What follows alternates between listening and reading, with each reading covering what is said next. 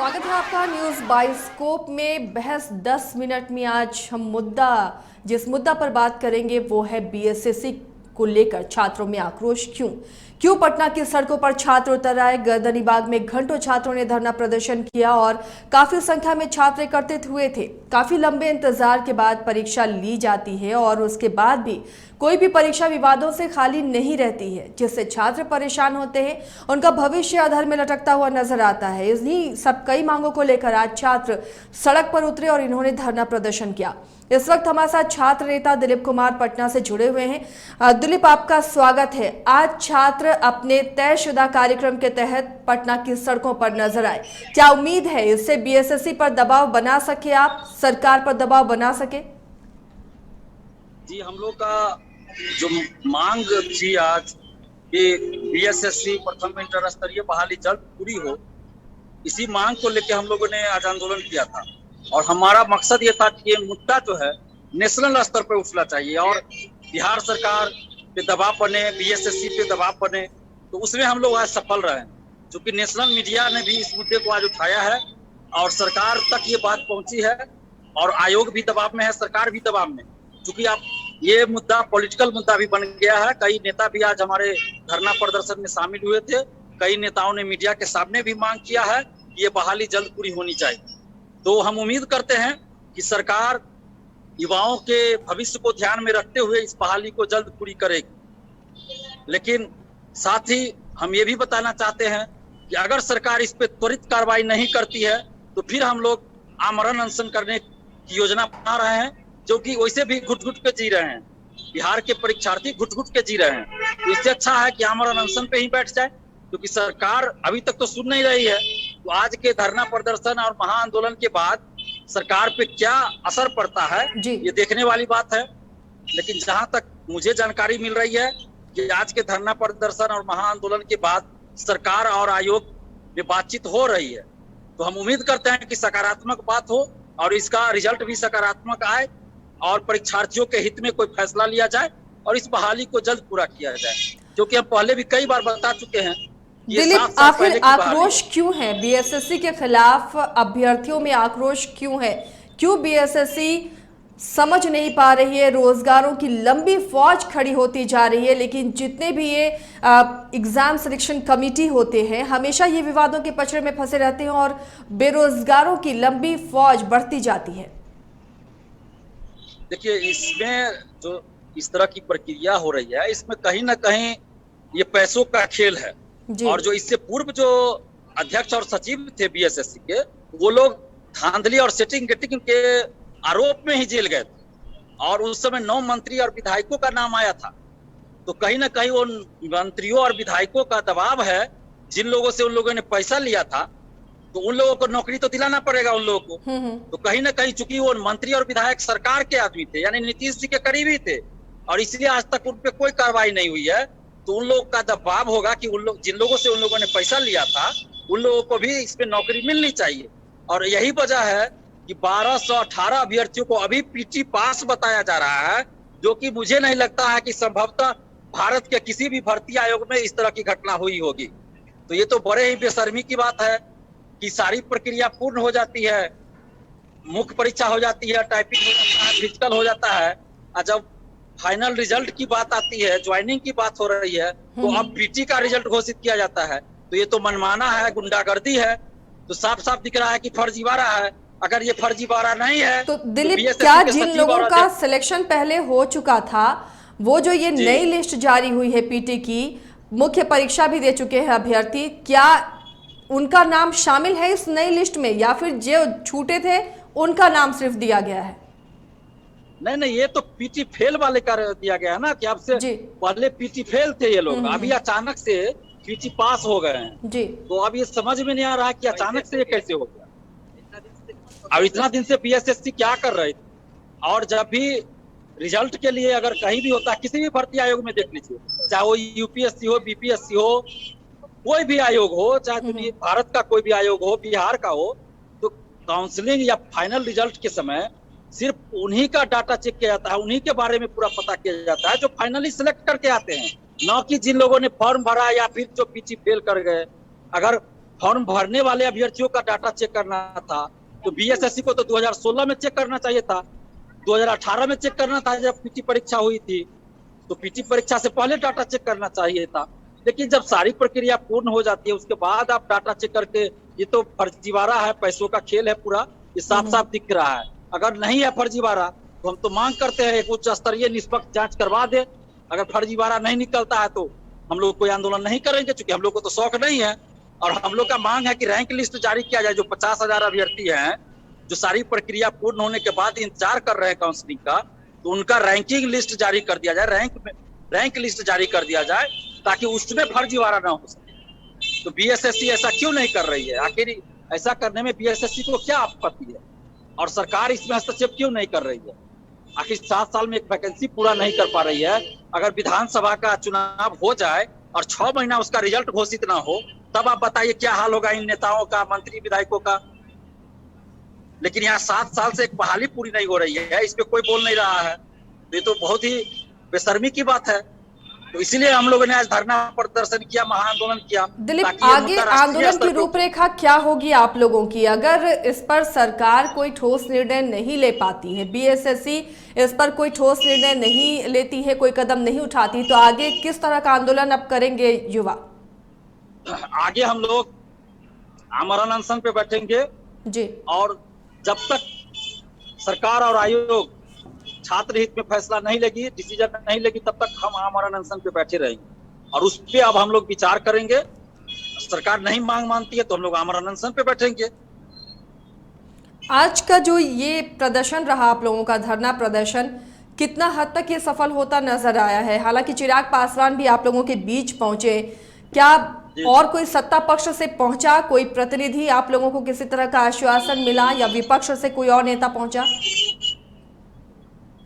देखिए, सत्ता पक्ष के तरफ से तो कोई आश्वासन ऐसा नहीं मिला है, और विपक्ष के तरफ से भी 2-3 लोग आए थे धरना प्रदर्शन में। उसके बाद जब हम लोग का धरना खत्म हो गया उस समय, उसके बाद कुछ नेताओं ने फोन किया कि हम लोग आना चाहते हैं, लेकिन तब तक धरना हम लोग समाप्त कर चुके थे। तो हम चाहते हैं, अभी भी हम मांग करते हैं आपके चैनल से भी, चैनल के माध्यम से, कि हमारी लड़ाई किसी नेता से, पॉलिटिकल पार्टी से, किसी से नहीं है। हमारी लड़ाई भ्रष्ट सिस्टम से है और हमारी मांग सरकार और आयोग से है। तो हम चाहते हैं कि सरकार के अंदर भी जो लोग हैं, मंत्री विधायक हैं, और जो विपक्ष के भी नेतागण हैं, विधायक है, नेता है, उन लोगों से भी हम ये कहते हैं कि आप लोग मिलकर आवाज उठाइए, क्योंकि ये किसी पॉलिटिकल पार्टी की बात नहीं है, ये बिहार के छात्र युवाओं के भविष्य की बात है और हजारों अभ्यर्थियों के भविष्य की बात है। तो इसलिए इस मुद्दे को आप लोग उठाइए, मीडिया के माध्यम से प्रेस कॉन्फ्रेंस कीजिए और सरकार से मांग कीजिए कि इस बहाली को जल्द पूरा की जाए। चलिए, लगातार हमारी भी कोशिश है दिलीप की ऐसे मुद्दों को उठाएं, क्योंकि युवा जो राज्य का, देश का भविष्य है, वो बेरोजगार है और काफी परेशान है। सालों गुजर जाते हैं, वो तैयारियां करते रहते हैं, 4 साल, 5 साल, 6 साल के बाद एग्जाम होते हैं और वो भी विवादों से परे नहीं रहते। फिर से नए एग्जाम की तैयारी, कई बच्चों की उम्र गुजर गई इसी तैयारी के चक्कर में, बेरोजगार रह गए युवा, और भी कई ऐसी परेशानियां हैं। इस पर भी क्या आप लोगों ने ध्यान बीएसएससी का आकृष्ट कराया, सरकार को बताया कि दिक्कतें कितनी हैं? आपका क्वेश्चन हम सही से नहीं समझ पाए, आवाज थोड़ा सा प्रॉब्लम हो रहा है, लेकिन मुझे जहां तक लगता है कि आप जानना चाहती हैं कि क्या कोई और भी ऐसी परीक्षा है जो इस तरह से लंबित है, शायद यही आप सवाल कर रही है क्या? कई परीक्षाएं हैं दिलीप जो विवादों से परे नहीं रहती हैं, जो युवा राज्य का भविष्य होते हैं, वैकेंसीज है यानी जरूरत है उन विभागों में, लेकिन उसके बावजूद रिक्रूटमेंट नहीं हो रहा।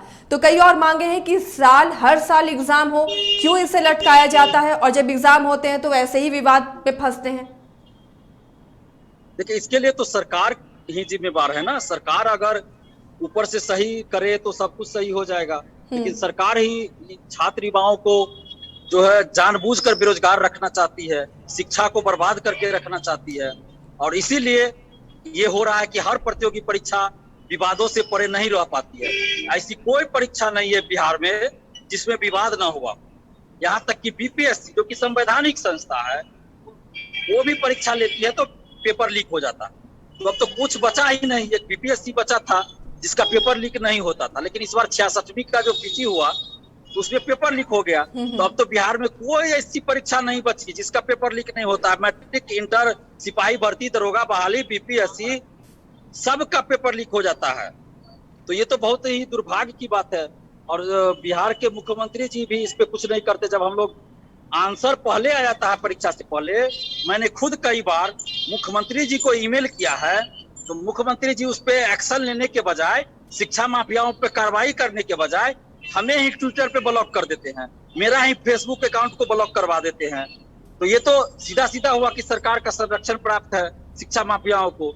और मैंने कई बार कहा है कि सरकार प्रायोजित है, ये तो ये सरकार जो के द्वारा दमनकारी नीति है सरकार की, आप युवाओं को रोजगार नहीं दे रहे, जब युवा आवाज उठाते हैं तो आप उन्हें ब्लॉक कर देते हैं, ये कैसी नीति है दिलीप? इस पर आवाज नहीं उठा रहे आप लोग? देखिए, नीतीश सरकार पूरी तरह से हिटलर शाही हो गई है। आपको हम बता दे कि फरवरी में जब हम लोग महाआंदोलन कर रहे थे दरोगा बहाली में धांधली के खिलाफ, उसके बाद इसी प्रथम इंटर स्तरीय बहाली को जल्द पूरा करने की मांग को लेके, और 3 साल का जो ग्रेजुएशन का कोर्स है वो 5 साल में अभी हो रहा है, तो उसके खिलाफ कि 3 साल में ही वो कोर्स हो। और भी कई मुद्दे थे, यानी 11 सूत्री हमारा डिमांड था। तो उससे पहले ठीक 11 फरवरी से पहले 2 या 3 फरवरी को नीतीश सरकार ने एक नोटिस जारी करवाया अपने अधिकारियों के माध्यम से कि आप सरकार के मंत्रियों, विधायकों, यहाँ तक कि अफसर के खिलाफ कुछ बोल नहीं सकते हैं, उन पे कोई आरोप नहीं लगा सकते हैं, फेसबुक पे नहीं लिख सकते हैं, ट्विटर पे नहीं लिख सकते हैं। माने यानी कि जो नीतीश जी का चमचागिरी करे उनके खिलाफ, वो कितना भी गलत कर रहे हैं तो आप उनके विरोध में मत बोलिए। लेकिन हम लोगों ने उस नोटिस को नहीं माना और हम लोग खुलेआम जहां भी गलत होता है विरोध करते हैं और हम लोग आंदोलन भी करते हैं। उसके बाद फिर नोटिस जारी होता है कि आप धरना प्रदर्शन करते हैं, आंदोलन करते हैं तो आपको कैरेक्टर सर्टिफिकेट में सरकारी नौकरी में दिक्कत होगी। फिर हम लोगों ने उसका विरोध किया, अमेरिका के प्रमुख अखबारों में छपा ये बात कि बिहार में लोकतंत्र खत्म हो गया है, अभिव्यक्ति की आजादी समाप्त हो गई है। तब फिर जाके प्रेशर में आके बिहार सरकार के आला अफसर आके मीडिया में प्रेस कॉन्फ्रेंस करके बताते हैं कि शांतिपूर्वक धरना प्रदर्शन कर सकते हैं, सरकारी नौकरी में कोई बाधा उत्पन्न नहीं होगी। तो शायद इनको, मुख्यमंत्री जी को, नीतीश कुमार जी को पढ़े लिखे हैं और उनके अधिकारी जो पढ़े लिखे, उनको इतना पता नहीं है शायद कि मौलिक अधिकार है, संविधान में अधिकार दिया गया है जी कि शांतिपूर्वक धरना प्रदर्शन कर सकते हैं। फिर वो कैसे इस तरह का नोटिस जारी करते हैं? तो या तो वो समझते हैं कि बिहार का स्टूडेंट एक अक्षर नहीं पढ़ा लिखा है, तो उनको बता दे कि बिहार का स्टूडेंट मेधावी है और भारत के किसी कोना में जाके भी कोई भी प्रतियोगी परीक्षा में बैठता है तो वहां झंडा गाड़ता है, कब्जा जमाता है और पढ़ के जाता है, अपना मेरिट से निकालता है। इनके विधायकों की तरह मूर्ख नहीं है और इनके मंत्रियों की तरह मूर्ख नहीं है। बिहार सरकार में एक भी मंत्री नहीं है जो ठीक से किसी मुद्दा पे बात कर सके। और ये लोग बिहार के छात्रों को गुमराह कर रहे हैं और छात्रों को बोलते हैं कि ये लोग धरना प्रदर्शन कर रहा है तो इन लोगों को पढ़ना चाहिए, और बोलते हैं कि ये लोग लफुआ है। और इनके मंत्री या विधायक क्या करते हैं किसको पता नहीं है, और मुख्यमंत्री जी क्या करते हैं बिहार के वो किसको पता नहीं। बिहार के बच्चा को पता है कि मुख्यमंत्री जी क्या है और कैसे हैं। तो हम मुंह खोलवाइए मत, नहीं तो बहुत कुछ बोल देंगे। चलिए, ये तो अलग बात हुई दिलीप, पर लेकिन ये आंदोलन कितना दूर जाएगा? आप कई तरह से आंदोलन को कुचलने की कोशिश आपने कहा हो रही है, ब्लॉक किया जा रहा है, धाराएं लगाने की बात की जा रही है, आंदोलन कितनी दूर तक ये चलेगा? देखिए, ये आंदोलन शुरू हुआ है जी और समाप्त तभी होगा जब बिहार के छात्र युवाओं के साथ न्याय होगा, तभी आंदोलन समाप्त होगा। और आंदोलन का मतलब ये नहीं कि रोज आंदोलन होता है। जैसे आज हम लोगों ने जमीनी स्तर पे आंदोलन किया, फिर सोशल साइट पे आंदोलन होगा, तो हर तरह से आंदोलन होता है, मीडिया के थ्रू आंदोलन होगा। तो आंदोलन हमारा जारी रहेगा और ये लगातार जारी रहेगा जब तक कि बिहार के प्रतियोगी परीक्षाओं से धांधली नहीं मिट जाए, पारदर्शिता नहीं आ जाए, शिक्षा माफियाओं पे कानूनी कार्रवाई नहीं की जाए। और सरकार अगर ऐसा नहीं करती है तो फिर जब तक हम इस सरकार का पतन न कर दे हम लोग, तब तक हम लोग का ये आंदोलन जारी रहेगा। चलिए दिलीप, शुक्रिया, आपने वक्त दिया और अपनी बातें रखी। उम्मीद है कि सरकार ध्यान दे, बेरोजगारों और युवाओं की जो तकलीफें हैं उन पर ध्यान दे और आप लोगों को न्याय मिले। बहुत बहुत शुक्रिया दिलीप इस तमाम बातचीत के लिए। तो आज गर्दनीबाग में अभ्यर्थी जुटे, बेरोजगार जुटे, सरकार से मांग की कि जो करप्शन है उसे खत्म करे। बीएसएससी जो खेल खेल रही है, आरोप लगा रहे हैं अभ्यर्थी की पैसों का खेल हो रहा है, उस पर जांच हो और कार्रवाई हो, तभी इन बच्चों को इंसाफ मिलेगा, न्याय मिलेगा, जो लगातार अपने हक के लिए आवाज बुलंद कर रहे हैं। ऐसे ही मुद्दों को हम बाइस्कोप पर उठाते रहेंगे आने वाले दिनों में भी, और सही और सच्ची खबरें आप तक दिखाते रहेंगे। इसके लिए आप हमें तमाम सोशल मीडिया प्लेटफॉर्म पर सब्सक्राइब करना ना भूलें।